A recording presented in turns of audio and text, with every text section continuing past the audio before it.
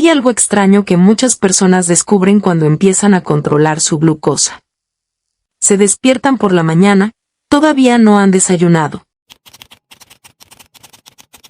No han tomado azúcar, no han comido pan, y aún así, la glucosa puede aparecer más alta de lo que esperaban. Entonces surge una pregunta lógica. Si todavía no comí nada, ¿de dónde salió ese azúcar? La respuesta está ocurriendo dentro de tu cuerpo incluso antes de que abras los ojos.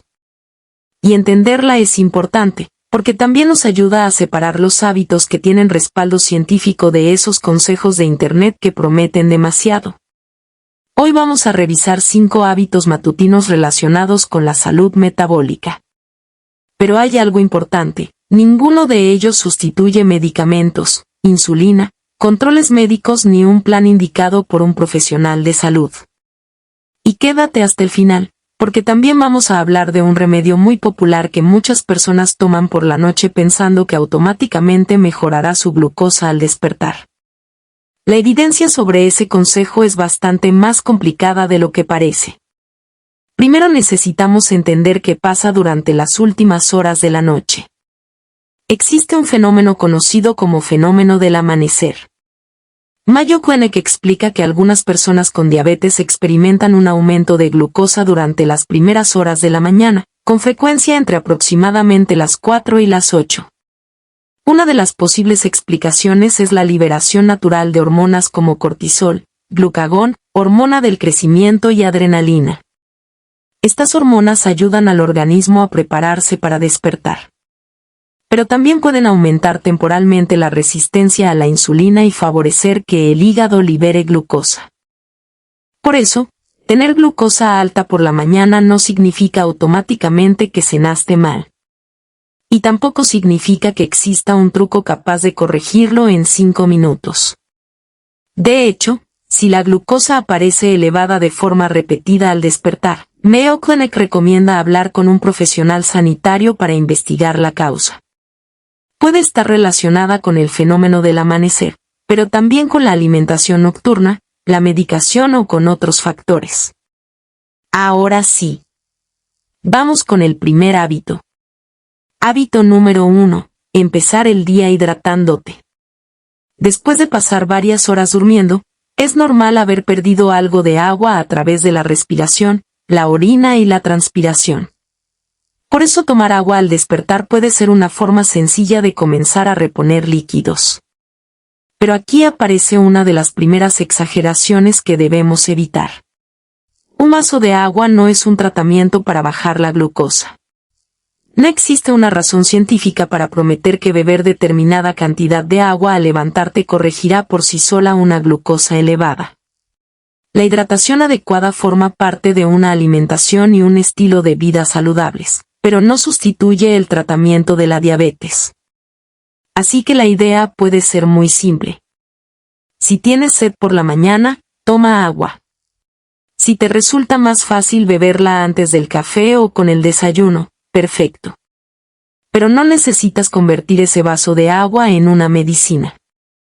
Y esto nos lleva al segundo hábito, que cuenta con evidencia mucho más sólida. Hábito número 2, mover el cuerpo. No necesitas levantarte y correr 10 kilómetros. Tampoco necesitas hacer una sesión extrema de gimnasio a las 6 de la mañana. La Organización Mundial de la Salud recomienda actividad física regular y señala que los adultos deberían intentar acumular al menos unos 150 minutos semanales de actividad moderada.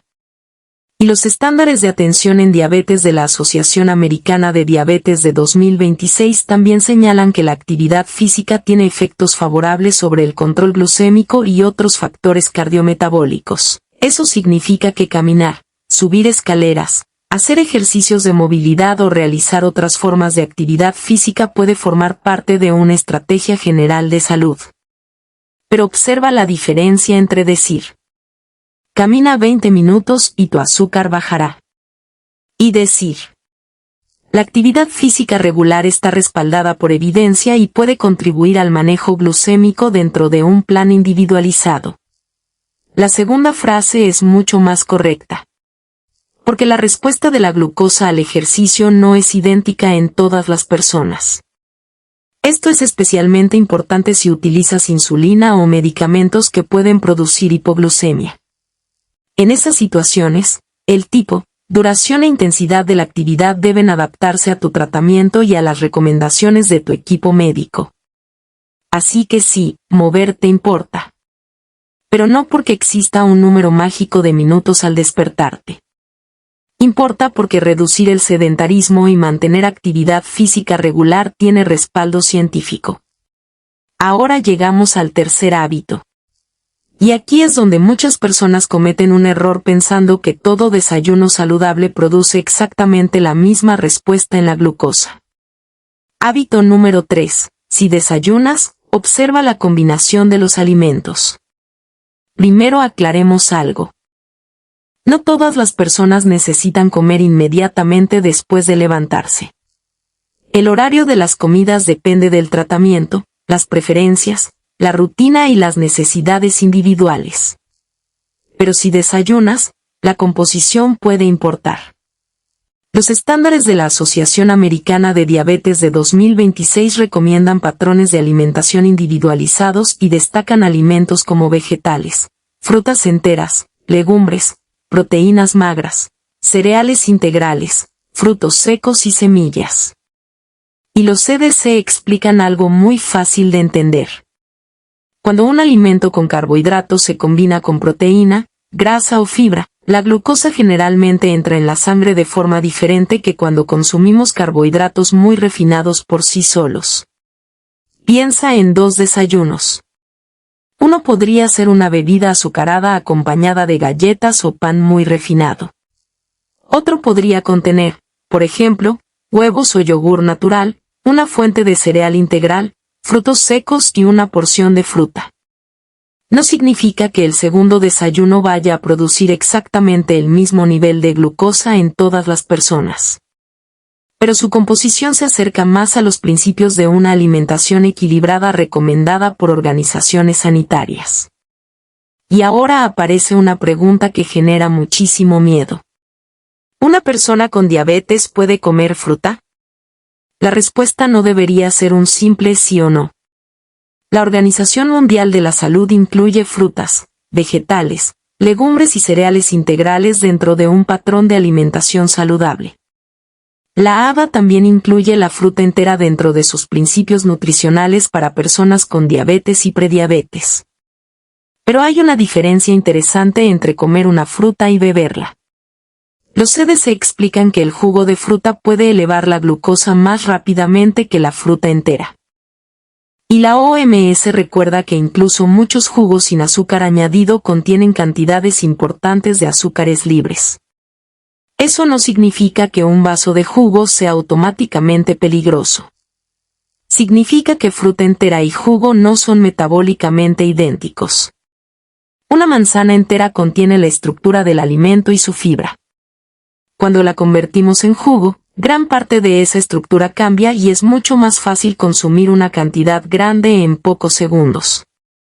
Ahora probablemente estás pensando: ¿y qué pasa con el plátano? ¿Y con la avena? Aquí es donde Internet suele complicar algo que debería individualizarse. No existe una regla científica universal que diga que todas las personas con diabetes deben comer media banana, nunca una entera.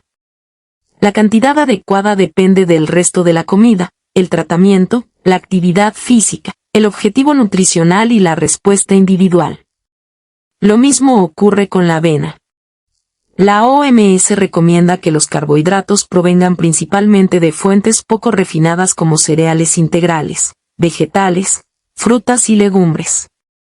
Por eso, una avena tradicional poco procesada puede encajar perfectamente dentro de un patrón saludable. Pero nuevamente, saludable no significa sin efecto sobre la glucosa. Tiene carbohidratos. Por eso importa la cantidad y el conjunto de la comida.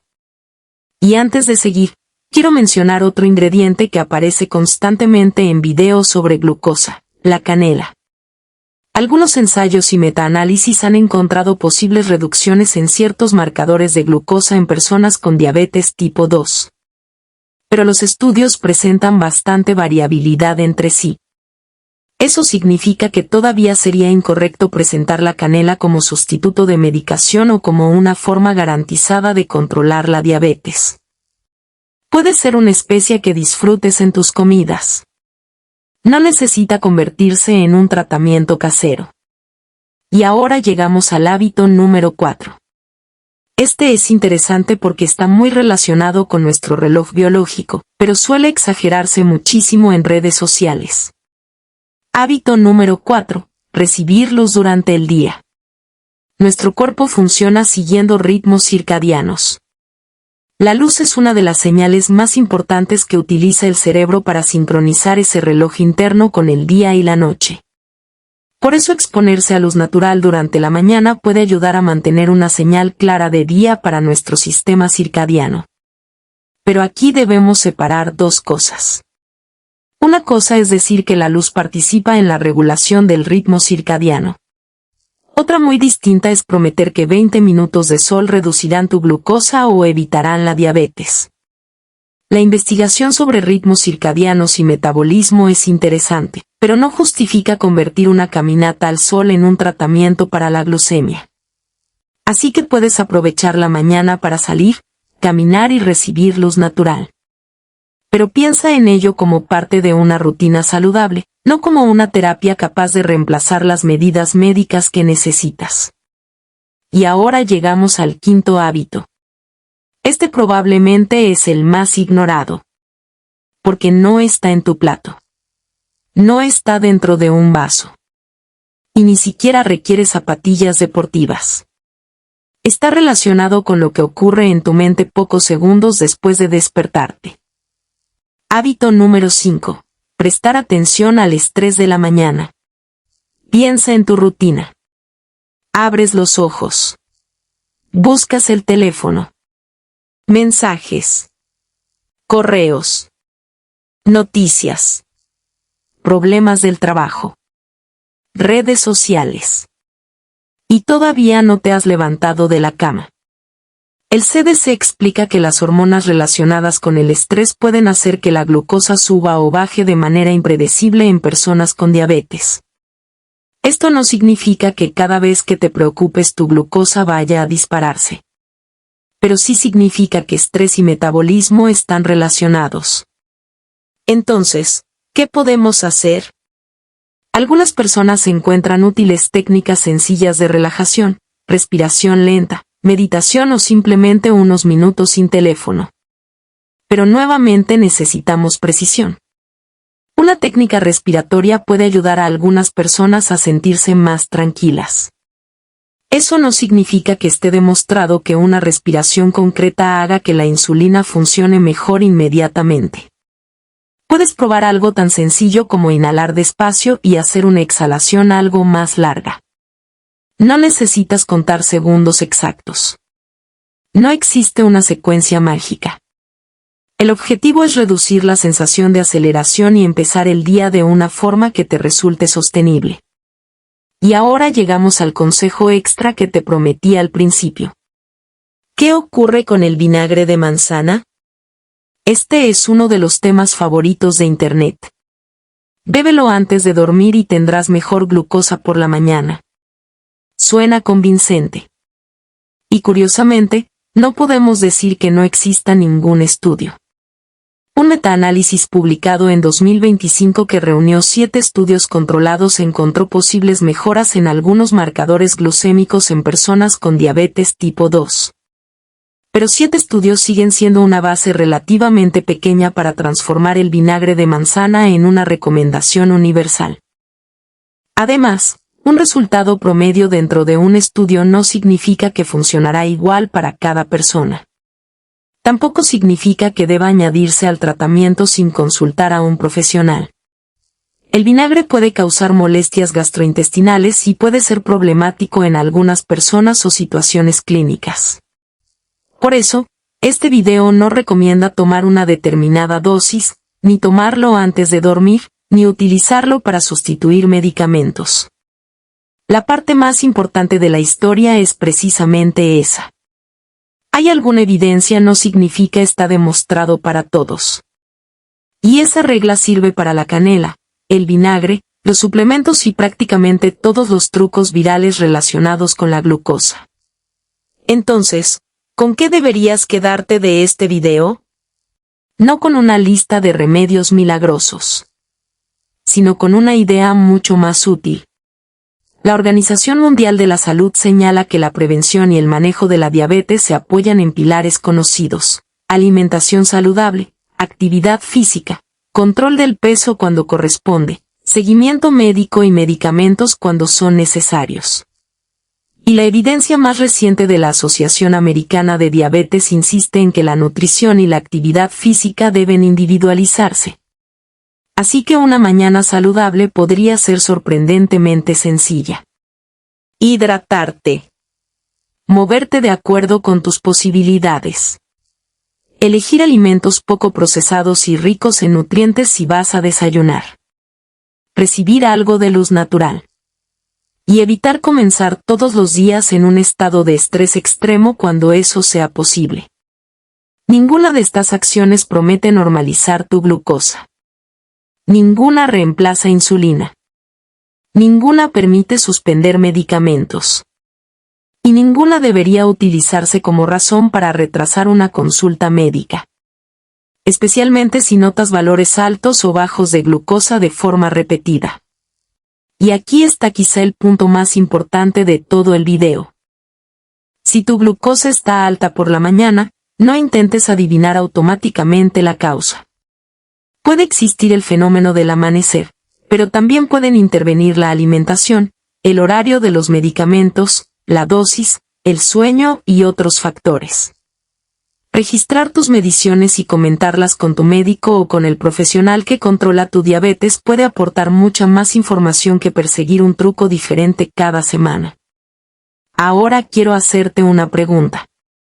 De estos 5 hábitos: hidratación, movimiento, composición del desayuno, luz natural y manejo del estrés, ¿cuál forma parte de tu rutina actual? Déjamelo en los comentarios. Y si conoces a alguien que recibe constantemente consejos contradictorios sobre glucosa en redes sociales, comparte este video. Porque en salud, una explicación basada en evidencia puede ser mucho más valiosa que una promesa espectacular. Y recuerda, este contenido es educativo y general. No diagnostica enfermedades, no prescribe tratamientos y no sustituye la atención de un profesional sanitario que conozca tu historia clínica.